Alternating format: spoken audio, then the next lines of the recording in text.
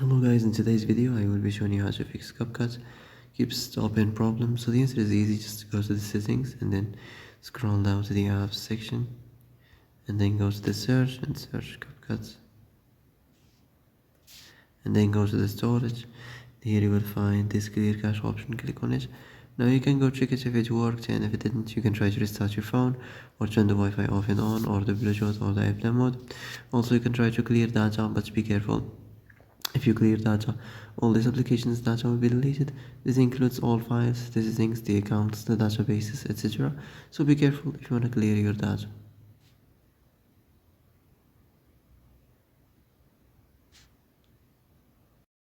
And that's it for today's video. I hope this is the answer you've been looking for.